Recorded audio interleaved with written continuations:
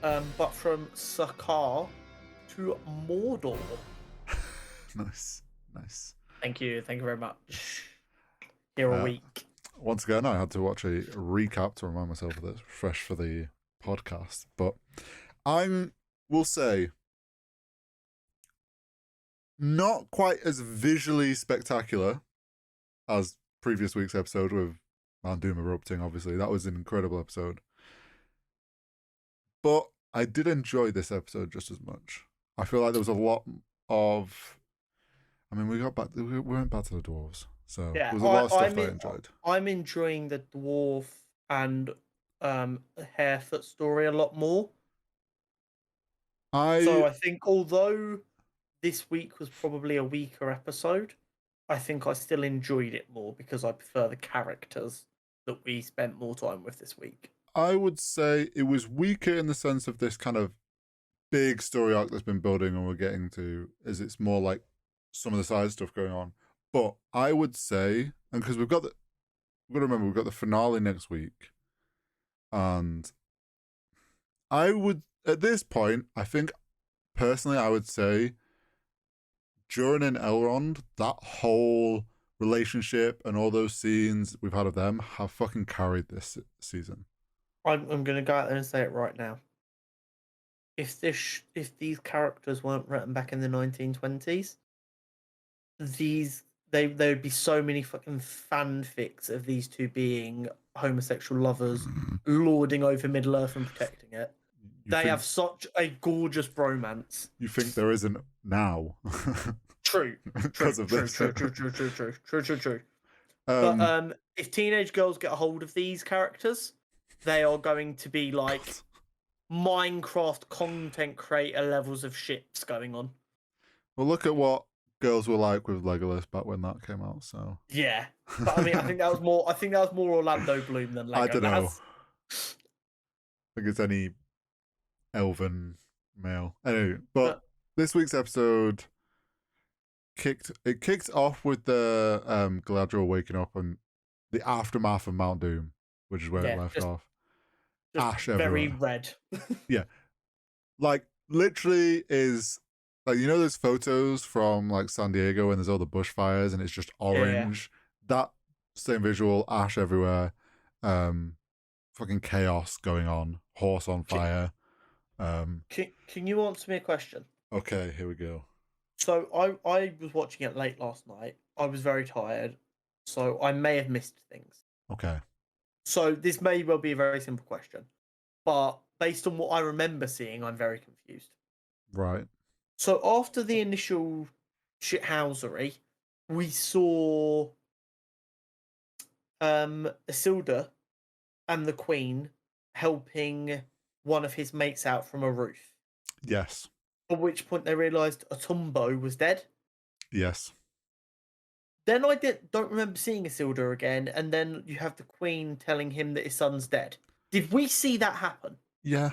Well, we think we see that happen. You've just missed it. So okay, cool. That's fine. We had that scene, which, by the way, Atumbo was kind of always gonna die because that name, I'm not sure if it's Isildur names his son that or something. It's a name that crops up later and it's like meant to be he's used that name because it was like an old threat. Like there's a tie-in. He was destined to die. Yeah, because that name was meant to like then be used later on. So this kind of explains that. So yeah, they get Isildur out and then they go to that like barn building that's like collapsing, and Isildur's with them, the Queen, and they hear the people inside, and Isildur's holding up the beam as they're getting people out. Okay. And then when it like collapses and the Queen gets like a face full of embers, that was the point when like Isildur's holding the beam and it all collapses on him. I defo dozed off for like 30 seconds then because I was wondering when she got blinded. Oh, okay, so you missed that scene then. Yeah. Okay, cool. That's me caught up. Going off that scene, we're led to believe Isildur's dead. Now, but he's not dead, is he? Well, those of you that know in Lord of the Rings. Yeah, those of you that know the character, he plays a very important part down the line, so he can't be dead. Yeah, I was so confused. I was like, okay, I don't remember seeing him die, and I swear he can't be dead. What is going on? He has plot armor. He might be severely injured, but he definitely got collapsed by burning wood, so he was left behind. I don't understand why shows that no characters have plot armor even try and make us think anything's going to happen to them. To be fair, you've got to also look at it as like, there will be a good chunk of people that might not have put 2 and 2 together, because the only time Isilda's mentioned from the films is in that prologue thing where they're going over what happened in the Second Age. Like, it doesn't matter though. Yeah, I know, but like, it's I get what you're saying. For people that understand like story, especially in things like Lord of the Rings, where there's a lot of lore, then you have a fan base that know it all. It's kind of pointless, but I kind of get doing it for those people that don't really know. It kind of adds a bit of, ooh, what's happened? Yeah, but for the amount of people that would get anything of value out of that, yeah, there's going to be 3, 4, 5, 6 people who are just there like, well, I know he's not dead, so stop wasting time. The only reason I can kind of see them doing it is because they're trying to. There's obviously some character development they're trying to do with his dad, and they wanted it to, maybe. Yeah. Because they want him to think his son's died, and like there needs to be that kind of loss for him to develop and character to develop in a certain way. That's the only thought, like solid thought. And I'm okay with his dad thinking he's dead. My issue is them trying to convince us that he's dead. I don't know if they necessarily are. But yeah, okay, cool. But thank you for explaining that bit to me. I definitely dozed off for like one scene. It's fine. But we get the bit like this. You see like all the embers fly in the Queen's face, but you kind of like, I definitely didn't really think anything of it, because it was like as things collapse, you think, oh well, yeah. But then when she's on the horse and she's being led, and then he's like... Here's the thing, because I missed that scene, I thought she was a dickhead for a little while. Because the last scene before that was her saying, he's already dead, leave him. And I'm like, after seeing that, I'm like, bitch, you were blind, you don't know he was dead. So, yeah, okay, I can understand that. I was so confused. No, it was... I liked how they did it, though, because, like, unknowingly, you can actually put 2 and 2 together that there's something wrong, because she's like holding the shoulder of the other soldier lad as she's walking up. The moment I realised was when she was on the horse and the branch went straight towards her face and she didn't move. Yeah, that's the point when they want you to realise something's going on. That's when they're like, okay, if you don't get it now, you're a fucking dumbass. But to be fair, I didn't have the embers. Well, yeah, you didn't. So I'm like, the way that she's information like, here. How far have we got to go? And then she goes, when does the smoke stop? And they're like, excuse me? Yeah, the smoke has already gone. We're past that bit. Oh, I can't see. Don't tell anyone, though, till we get to camp. Of which then they put a blindfold on her later anyway. So yeah, she goes from like, oh no one can know I'm blind. I think it's more gold blindfold. While they were like getting out of there, so that people don't start kind of panicking. Is she like blind, or is she on like a temporary blindness thing? Lore-wise, I have no fucking clue. I think she's blind, and I think I kind of like it, and it also plays into, I don't know if you remember her when she talked to her dad about going to Middle Earth, and he said, all that Middle Earth has for you is darkness, which was kind of foreshadowing for her being blind. So I think... See, this is why Hori's the smart one who watches Lord of the Rings. And pays attention to stuff. And I'm the dumbass who just watches the shows made from comic books. Much easier. Less pre-reading. So that was all that good on. We also got a cool... What I think you will have also picked up on with Galadriel and Theo, and it was very much like the hobbits hiding under a tree when one of my favourite shots from cinema of all time is the duo like that, and the kind of homage to that was so much fun. Yeah, I really enjoyed that. And we got a bit of kind of nice little character kind of duo between the two of them, and like Galadriel kind of being like, no, this land's lost. We need to leave. Like, we're not heading headstrong into this anymore. Sort of a bit of development on her part to realize that just diving in after the enemy all the time is not a good thing. And she needed to see the destruction it can bring, not being fully prepared. Yeah, kind of like reset her. And because there's a lot of I know there's obviously like centuries and millennia before the Lord of the Rings, but this Galadriel feels very different. Yeah, she is, and I think that has been... like they need to show some of that progression. This has been one complaint from the fans, that she is very, very different to. And here's the thing: even though everyone's like, "Oh yeah, there's literally like hundreds of not hundreds of thousands, hundreds and thousands of years for her to like change," we're not going to comprehend that because we don't live that long.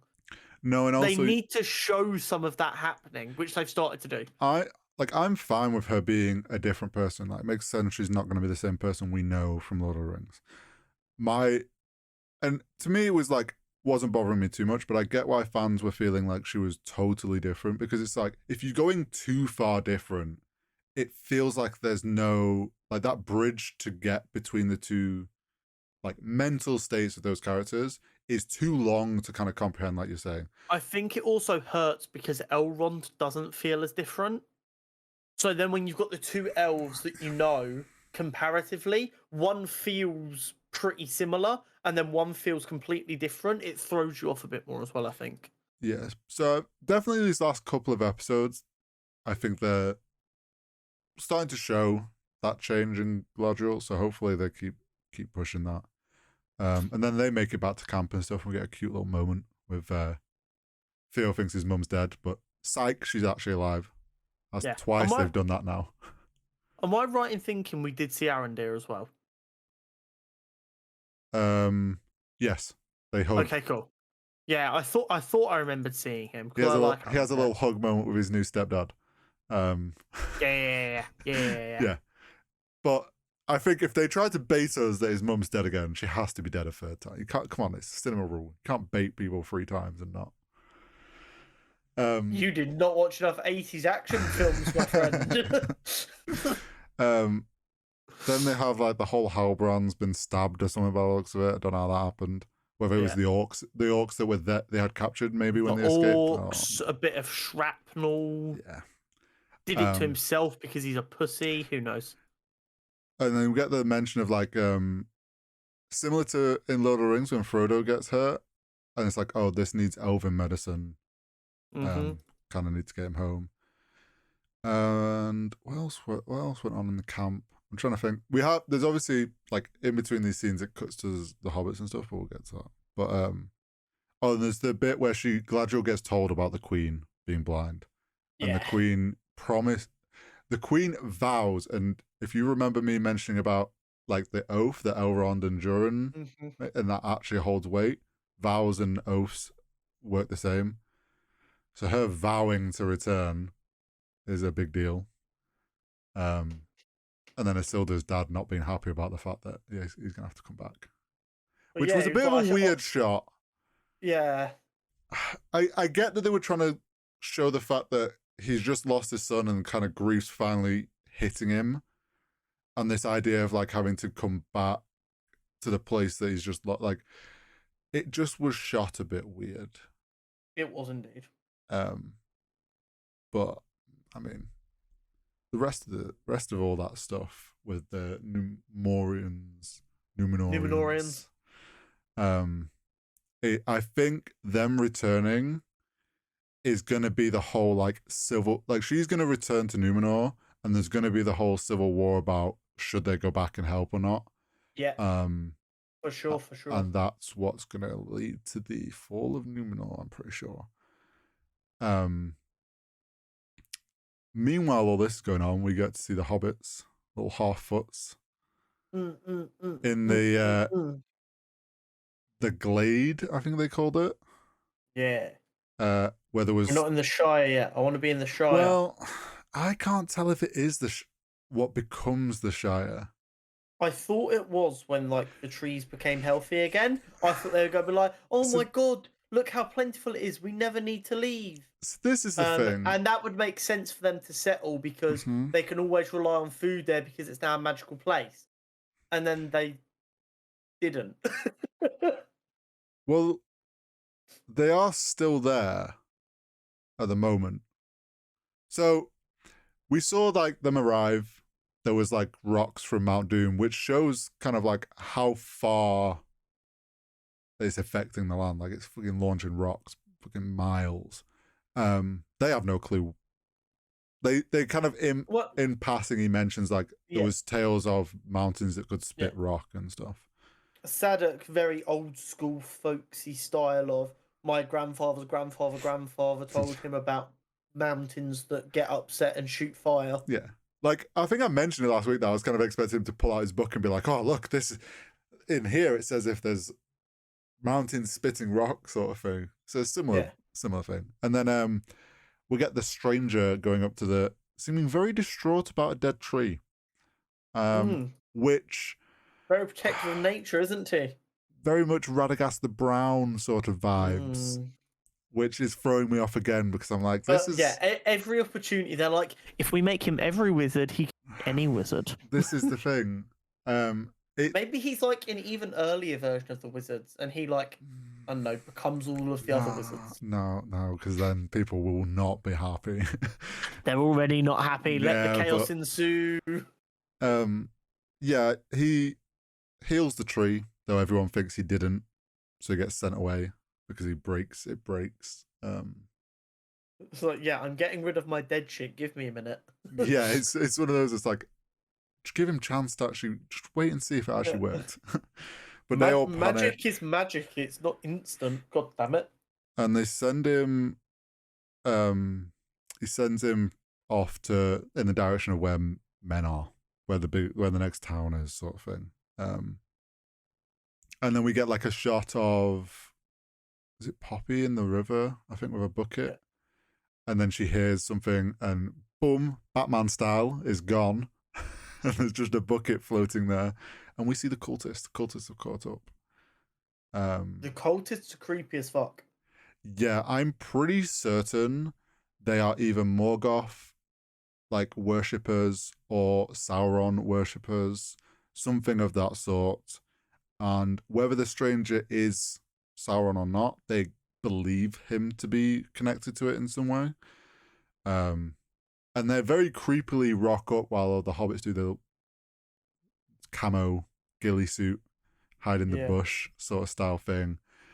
And stupidly they show Nori tries to send them in the wrong direction and ends up getting everything burnt down. Which is why I'm tempted to say this might be the Shire. I need to work out, I need to see if anyone's worked out on a map where they are and if it lines up with where the Shire is. Because if it does, it would make sense that this is how they ended up settling. It would 100% make sense. These lands become sacred lands that they can rely on. Well, yeah, so they never leave. Plenty of food, far enough away from like any men or anything. Potentially is the Shire. And they're definitely becoming more hobbitish because they're going on an adventure. Well, yes. Typical Frodo needs his Sam style. Nori's like, well, I'm going to go find him. And then Poppy says, I'll help. And then we get... Okay, but are we in the Tolkien universe if there is not a hobbit going on an adventure, despite the fact hobbits never go on adventures? Well, this is probably Frodo and Bilbo's bloodline beginning. It's got to be, hasn't it? There's only one line of hobbits that are this fucking chaotic. Well, I think it's in The Hobbit, they talk about someone related to Bilbo. She went on an adventure. So there's obviously like the odd hobbit every now and then, like every generation. There's one that wants to leave. Do you know what I'd really like? I'd like a modern, like 2022 version of this world. Like they have modern technology and stuff, but still in like a fantasy way. And it's just like a Amber Alert goes out. A hobbit's going on an adventure. Everyone be careful of chaos. Nothing ever good comes from a hobbit going on an adventure. I mean, I don't know. Some good stuff sometimes comes. So yeah, they're off to find the stranger and try and warn him. Yeah. But the cultist disappeared, so they're obviously already on the trail of him. There's gonna be some. I think that so. Next week's the finale. There's definitely gonna be some like. They're finally gonna catch up to the stranger, and there's gonna be some conflict, and we might actually find out who the fuck he is. I'm not fully convinced the yet, cultists though. are scary powerful though. Yeah, so they're magical, which this is where like they're very much quite clearly like evil worshippers. So the show's really trying to make us figure out who the fuck this stranger is, and I don't even know. Like it's a tough one because if they want to stick to the books and he's going to be a wizard, he's meant to be a blue wizard, but they don't necessarily need to do that. So it could very much be Gandalf because he's friends with the hobbits, or he's very nature orientated in the way that he fought off the wolves, he's healed a tree, he used ice to heal himself. Like, it could be very much Radagast the Brown. Or it could be Sauron. But I don't think it's Sauron. I kind of would be a little bit annoyed if it is. At this point, he's done too many nice things for me to think it's Sauron. Yeah, it's like... Yeah, it doesn't... When they were doing the balancing between the good, the bad, the good, the bad, the good, the bad, I could still believe it. But now he's just actively trying to be nice. Yeah, he's... Which makes me think he's a wizard. But which one, I don't know. Also, I've got to be honest. When they were renaming the Southlands to Mordor... Oh, yeah. I was really, really worried they were going to go down the route of these are Adars. This is more Adar. Oh, no. And then, like, over centuries, like, you know how language changes, it becomes Mordor. I was really worried that's what they were going for. Oh, and I'm like, this will not go down well if this is how you decide to do it. I'm glad they definitely named it Mordor, which I forget the translation for, but it's like Darklands or something. I just, because of his name and like the way it would sit together, I'm just like, oh, I could see this going badly. Yeah. And then the other thing that went on this episode was we got more of Elrond and Durin. I mean, we saw the Balrog. We'll get to that. Whether I don't feel like they should have shown that, but we get them trying to convince his dad. We get them trying to convince his dad. Doesn't go well. Don't let my friend die, please. Elrond says he shouldn't trust elves, but trust this elf because he's half elf. Yeah, and then I'm also not full elf, so I can see how shit they are sometimes. Makes the promise of them they'll honor that trade deal for I think it was 500 centuries, 500 years. 5 centuries, yeah. Which pretty big promise to make. Considering elves know they'll live that long, but they know dwarves won't, and it'll get like lost a bit on what the deal was potentially. But essentially, King Durin doesn't want to agree. Yeah. Oh well, he sends them all off, and him and Durin and his dad have a conversation, just the two of them. Durin. And then we get a fun kind of scene between Durin and Elsa. Not Disa? Elsa. Disa. She's not the Ice Queen. Arguing. Well, not arguing, more making comments about his dad while she's doing some blacksmithing. Yeah. Which I thought that was such a like typical such a dwarven thing to be doing. Complaining about your in-laws sort of thing. Yeah. And then obviously Elrond rocks up and he's like, anybody home? Any answers? Any mithril? Yeah, any mithril for the elves. And obviously realizes like, oh, this isn't happening. To which Durin then realizes Elrond's not coming back. Because essentially for the elves to survive, they all have to now leave and go back to their mystical lands. Uh-huh. Which was a very kind of like touching moment between the two of them. And kind of really shows how strong this relationship is and coming across. Like they're doing such a good job with this relationship. They are absolutely fucking nailing it. Durin and Elrond, and like it hits hard when you think this is not going to work out, and then he throws the mithril across the table and it heals the leaf. Now, I don't know how I feel really about this whole idea of like mithril being the magical cure for everything. But do you find that a bit too mithrilical? It's more the fact that like the idea that they mine it for that and not over dwarven greed kind of pulls away from what we know. Yeah. I'm okay with it if it's like they find a way for it to like heal the tree or something. And then it becomes about greed. Yeah, and then it's like after that, the elves don't need any more, but the dwarves want to make more money, so then it becomes like a greed thing. If they play it off that way, I'm fine with it. If it becomes this whole thing like it's all mined to like protect the elves sort of thing, it's like, I don't know. I mean, Lord of the Rings is founded around the entire idea of everyone falls to something. Yeah. Humans fall to power, dwarves fall to greed, elves fall to being too smart for their own shit, essentially. Yeah, thinking they know best. Yeah. So I agree it is a bit weird. They do need to find a way to pivot it to they begin to just mine for greed. Yeah. Because right now they're mining out of compassion. Yep. And then we get like a little... That's not a great message. You failed because you were compassionate. Then we get to see the mining, which I thought there was also like Elrond kind of hints at the fact that he let him win. I said it all the way back after that episode, by the way. Yeah, you said he looked like he had a fair bit to go and just decided to give up. And I was like, yeah, I'm not sure because like, yes, his hammer broke, but it looked like he could have maybe kept going. And it obviously was like, okay, that was how it was meant to come across. Called it. Yeah. I might not know much about the books as you, but guess what? I better rise. And they eventually break through and we get to see like this huge cavern of mithril. It looks so sexy, like the spider webbing kind of effect. Yeah, just all the veins of mithril through the rock. It looked so cool. But spoiler, King Durin comes along and shuts it all down. Because he's a dickhead.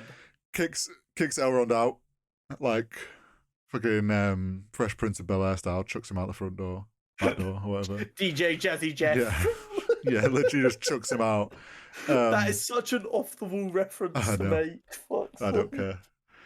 And then brilliant. We kind of get the like, there's been that tension between Durin and his dad kind of building across this series, and it kind of all finally like we've felt it, but they've not really like it's not bubbled over yet. And then we got it this episode where they finally like butted heads, and I think it paid off in a very good way. That like argument and that whole kind of he's getting too old now that he doesn't want to risk stuff, and this battle of like son getting to that age where he's like wants to be able to be more of a leader, but his dad's still rocking around, so he can't. Old man stuck in his old ways. Yeah, so I enjoyed that everything so far from the dwarves I've been enjoying, and this whole like build up. And then his dad fucking shuts down the man and throws the leaf through. So we get the leaf drifting down, and apparently the Balrog's pissed at someone littering in his cave. I thought the Balrog was supposed to be like asleep down there.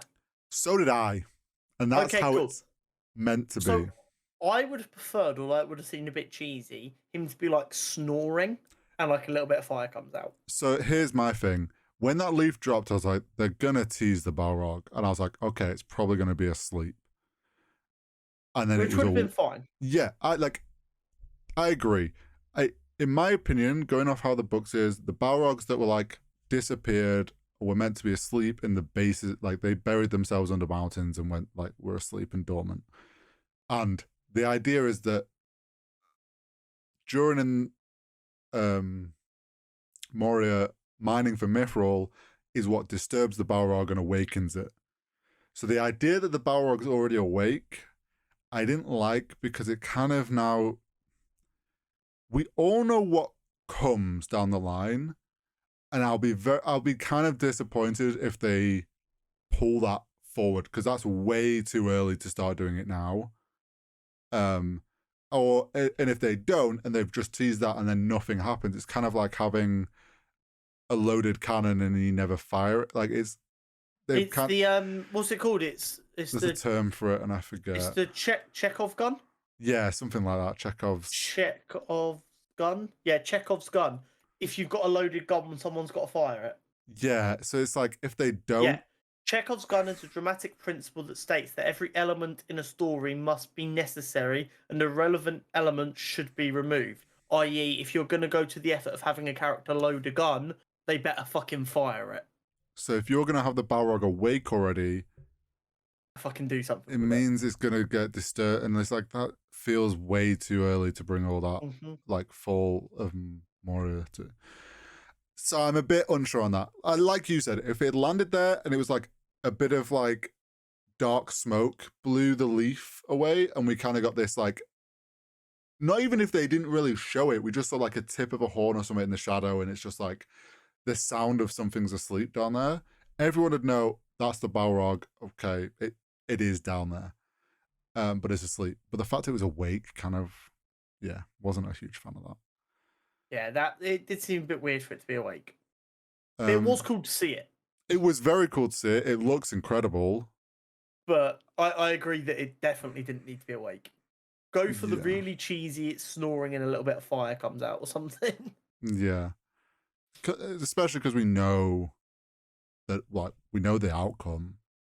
So. Or even have it so as the leaf is falling, because of the evilness of the Balrog, it starts like dying. Yeah, it could have just burnt up as it fell to the bottom, and everyone would have. No, I mean, you could have done other way. I think they wanted to make it really obvious for people like me who, without you, wouldn't know the Balrog was really even there. Yeah, I suppose so. But that doesn't make it okay. Yeah, I'm just saying that I think that's why they did it. I just feel like it was too early. Like they could have, considering when it's meant to happen way down the line. Like they've kind of revealed it a bit too soon, in my opinion. Yeah, it is definitely an issue with Chekhov's gun.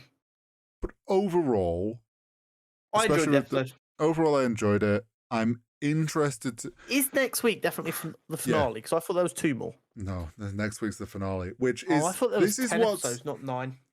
It's confirmed to be. Oh wait, no, sorry. Next week's episode 8. There's only 8 episodes. I thought there was 10. Big Satch. So I'm pretty certain it's confirmed to be 5 seasons. I was talking with my brother-in-law about this because he's been watching it, and he knows Lord of the Rings a lot better than me. We're kind of worried because obviously they're trying to cover a bit like the whole Second Age, which is a big span, like a big section of time. The worry is the pace they've been going with like plot points and how they relate to actual like the books and stuff has been quite quick. Our worry is if they suddenly now stretch it out, like if they've gone really quick in the first season to get to a certain point that they wanted to cover stuff and kind of like jumped through these time points quickly in season 1, and then the next 4 seasons they stretch out to do like the juicy stuff that they want to do, is going to feel weird. Because right now my opinion, this next episode we're going to get a Sauron reveal, which I don't know if I want. Like I get it's kind of building up to that. I take that back. I'm fine if it's a Sauron reveal. I'm worried they're also going to try and set up the rings. And I'm not really okay if they suddenly go back to where the forge is being built and they're like, oh, we've got a whole fully functioning forge tower now that you didn't see really finish off. We're just going to jump back to this and it's done. Oh, by the way, we're now making rings. Like if they try to cram that in the final episode, I'll feel a bit iffy. If they could turn around and like, oh, the forge is complete, and it ends with kind of like Celebrimbor being like, look, like to Elrond, like reveals his plans of what he wants to craft. Sure, but if they already like start with the crafting and everything, I feel like it's a bit rushed pulling because the rings are only meant to get created later on. That's my worry with the finale, is if they try to pull too many of these like big points forward to try and hook people in for the next season. I think if they just do a Sauron reveal, I'm okay with that, which I think they've pretty much teased is going to happen.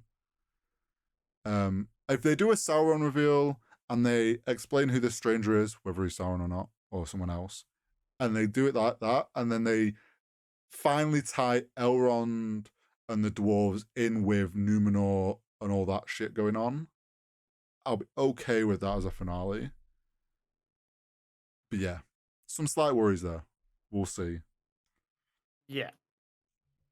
There's a lot to cover. Well, we don't know where they're going with it, so it's a lot of unknown.